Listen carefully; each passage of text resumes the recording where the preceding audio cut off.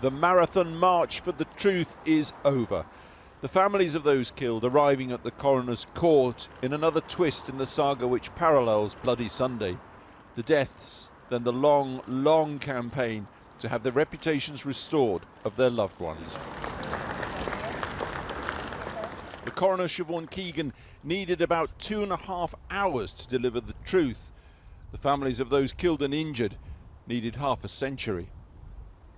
The key finding: all the deceased were entirely innocent of any wrongdoing on the day in question. And repeatedly, the shooting of the deceased has not been justified by the state. Time and again, disproportionate force used to describe the army's conduct. The lack of investigation in one case was an abject failure of the state. August the 9th, 1971, 600 paratroopers stormed into the Ballymurphy estate, seizing alleged IRA members to be imprisoned without trial. The army rolled into all the Catholic areas. 600 paratroopers came in. The people who were to protect us were in fact taking sides against us. Over 3 days, the soldiers would shoot up to 40 people. The Ballymurphy massacre. 10 were shot dead. The 11th died of a heart attack. The army claimed to have shot IRA gunmen. That falsehood fed to the media by a young captain, one Mike Jackson.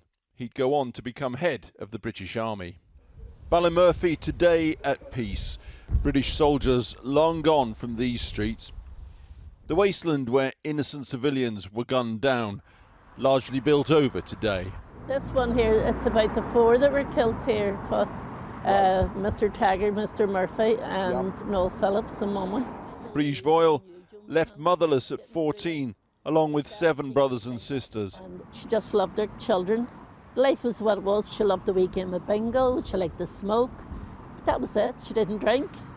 But truth and justice are very different. Why? Why was our loved one shot? If they, after all these evidence, why were they shot? Is somebody going to tell us this? Is the British government going to tell us this? Is the soldiers who actually shot our loved ones, are they going to be told they have to tell the truth? Her mother, Joan Connolly, was shot several times through the hand, thigh and face, trying to help another victim. Today, for us all, the truth of Joan Connolly's innocence is finally recognised. Yeah, we done it. We done it. The families cleared our loved ones' name. We got their names cleared. The history books aren't being rewrote, they're being ratified. Portaferry, a long way from Ballymurphy in many ways, though just 35 miles distant. Father Hugh Mullen would escape the pressures of Ballymurphy's frontline ministry to sail these waters. He saved his cousin from drowning in them. Well, would you want your brother to be called a murderer or a gunman, which was said that he was? And that is completely untrue. That August day in 1971, he'd called his brother Patsy in Portaferry. He said, "Don't come up here." He phoned my mother and said, "Don't come up here because there's a bit of trouble going on here." At 10 o'clock that night, it come on RTE news that a priest had been shot in Ballymurphy. And I said, well, if there was a priest being shot in Ballymurphy, it'll be him. 50 years is too long for anybody to wait on justice. Today, the coroner described Father Hugh Mullen as a peacemaker. Patsy was in court to hear it. Truth and justice, I don't need anything else. Yeah. I'm happy. Belfast, Ballymurphy's mural, Father Hugh Mullen, shot dead helping a wounded man. Derry, Bogside's mural, Father Edward Daly on Bloody Sunday, helping a wounded man. 2 massacres, 1 regiment, 6 months apart. Coincidence? Many doubt that.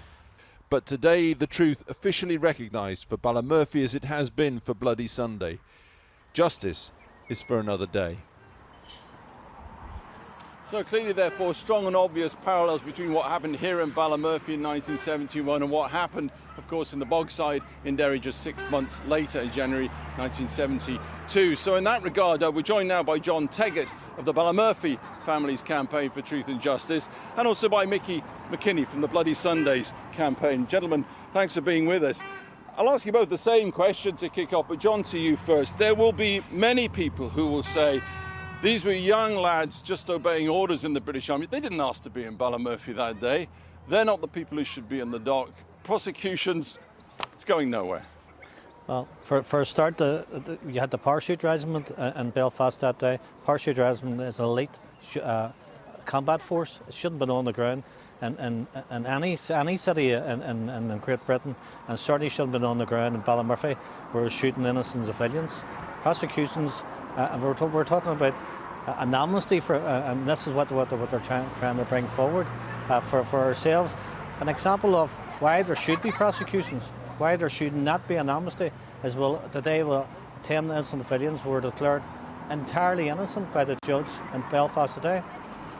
But let me put the words to you, Mickey McKinney. I mean, South Africa famously was a divided and an apartheid society. They had their Sharpeville massacre, of course. Nelson Mandela famously said, let bygones be bygones. You got the truth in Derry as well as you have here in Belfast today. Isn't that enough? No, it's not enough, no. I think it's right that these people must face justice. My brother's life and the life of every people who were murdered in Bloody Sunday and here in Ballymurphy, their lives are worth something. There must be accountability. There must be accountability. These people must be brought to book. But people talk of truth and justice. Obviously, your campaigns have been based around those two words. There's the other phrase, John Teggett, truth and reconciliation. How does pursuing prosecutions work with reconciliation? And goodness me, we're a generation into peace now in Northern Ireland. Well, today the families aren't talking about the prosecutions today. The families want to focus on what happened today. Now, for all these years, officially my father was supposed to be a gunman, and all the other victims come in, including the parish priest. So what they were all vindicated. They were all told they're innocent. I would say, I'd appeal to anybody who's watching your programme tonight. If you had the powers in any city, Manchester, Berkshire, anywhere, no matter where it would be, would the powers, and if they shot innocent civilians on the ground, would them families sitting in the home a day, would they not ask the questions? Would they not ask for investigation? Sure. Would they not be asking for prosecutions? I would ask them that question, and I know what the answer would be. They'd be backing exactly what I'm saying today. Right. Mickey, you had a long struggle too in Derry there for the truth, just the truth. Just in a few words, why is that so important?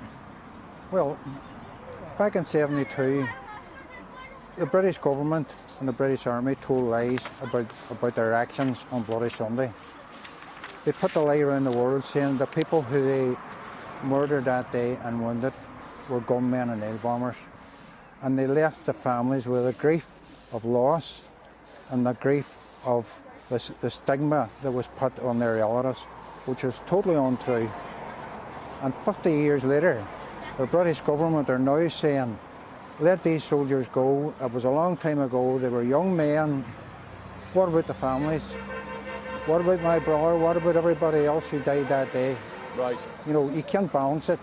Right. You can't John, balance just it like a that. few words. We're running short of time, but today, a huge landmark. Today was a landmark.